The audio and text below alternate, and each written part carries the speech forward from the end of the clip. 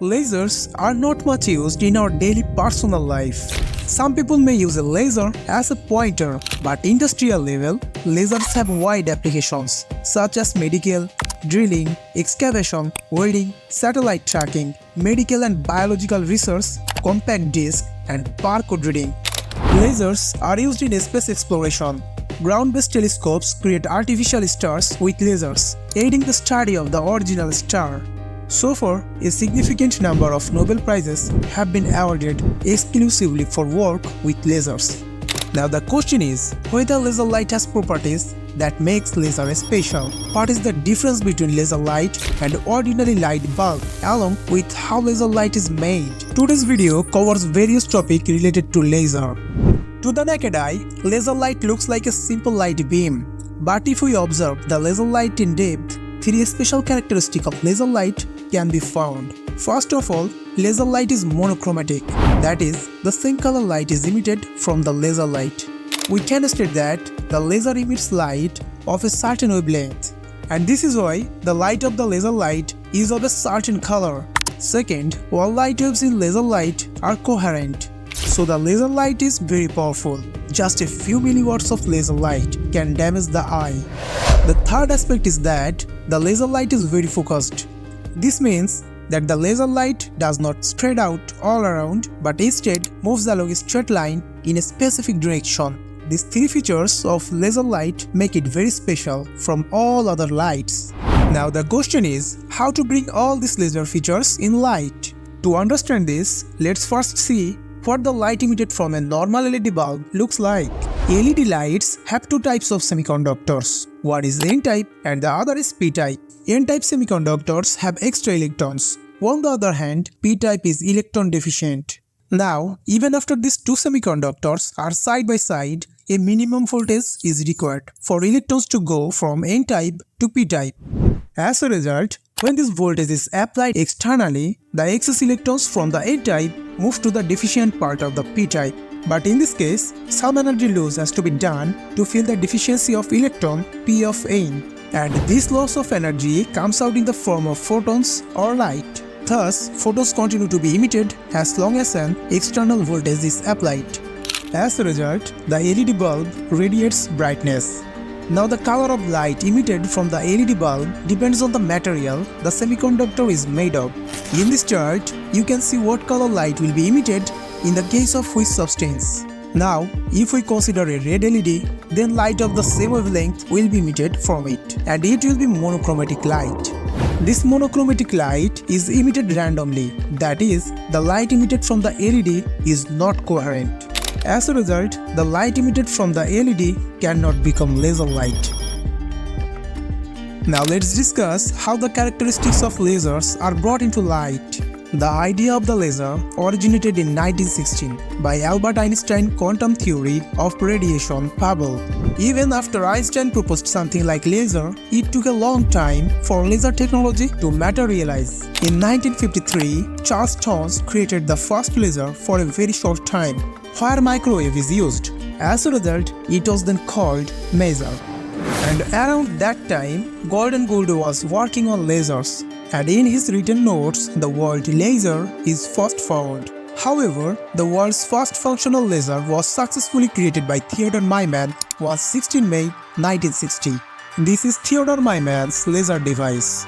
Although they were awarded the Nobel Prize in Physics in 1964 for their work with lasers. Lasers are still made today using the same process that Theodore Maiman developed.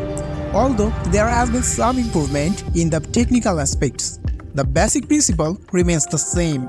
We all know that electrons in atoms can move to higher orbit by absorbing energy. Again, the energy can be radiated to a lower orbit, which is used in producing lasers. Suppose you take a substance. This substance consists of atoms. Now if you apply energy to it, the electrons in the substance will absorb the energy and move to a higher orbit. But when the electron goes to a higher level, it is in a very unstable state. As a result, the energy is released almost instantly and returns to the previous energy level. Now the energy released will come out in the form of thermal energy or light energy. For example, in the case of a diode, the energy released come out in a form of thermal energy. Again, in the case of LED light emitting diode, the light energy comes out in the form of light. Now let us assume that when energy is applied to the material we are considering, the energy absorbed by the electrons is then converted into light energy or photons and emits energy. But in this case, the emitted photon will not have any specific direction but will be emitted randomly. As a result, they will not be in a phase. Now, Theodore Myman uses ruby to bring these randomly emitted photons into phase. Ruby atoms have a metastable energy level for electrons. Electrons can stay in this metastable energy level for a relatively long time. Think of this as a ruby atom, and it's the ground state of electrons. This metastable state and its Higher orbit. Now suppose there are 5 atoms. These 5 atoms are first given energy through light flash, which is called pumping. Pumping will cause the electrons in the ruby atoms to move into higher orbits. Subsequently, the electrons will drop from the orbit to the metastable state and remain there for a relatively long time. At this time, the electron of an atom will emit light of a particular wavelength if it falls from the metastable state to a lower orbit. Now, when this photon continues to move forward, due to the effect of this photon, the electron in the metastable of another atom will come down to the lower orbit. And also, the same of wavelength, it will emit a photon. It means that the effect of one photon creates another photon. Later, 4 photons will be created under the influence of these 2 photons. Now, a block of ruby will contain billions of atoms. So, billions of photons will be emitted from these billions of atoms, each of which will have the same wavelength. Same here now, even though a large number of photons of wavelength are emitted, they will not have a specific direction, which means they will be emitted randomly. Now 2 mirrors are placed on either side of the ruby to direct the photons traveling in different directions. One mirror will reflect 100% light and the other mirror will reflect partial light. Now the photons produced in parallel due to this mirror will continue to reflect in these 2 mirrors. Photons created parallel to this mirror will fall into a trap. As a result, the ruby will continue to produce lights that from along the same direction of high intensity. Now, very little of the limited light from the ruby will come out through the partially reflecting mirror, and that is laser light. As long as you pump external energy to the ruby, laser light will be emitted. The laser phenomenon can be compared to laminar flow. Of laminar flow in case of liquid or gas flowing smoothly. Similarly, in the case of lasers, the light is emitted very smoothly. Mirror of any wavelength can create lasers of light. In that case, you only need to take a proper gain medium. Now, look at this chart. Which type of gain medium, which color, or which wavelength light will be emitted is mentioned here.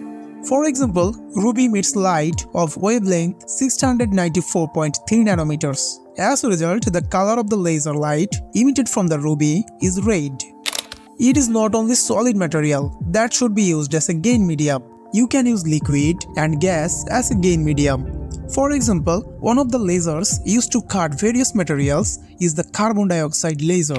Carbon dioxide is used as gain medium in this laser. That is, in the case of the first laser, solid ruby was used. But in the carbon dioxide laser, carbon dioxide was used instead of ruby.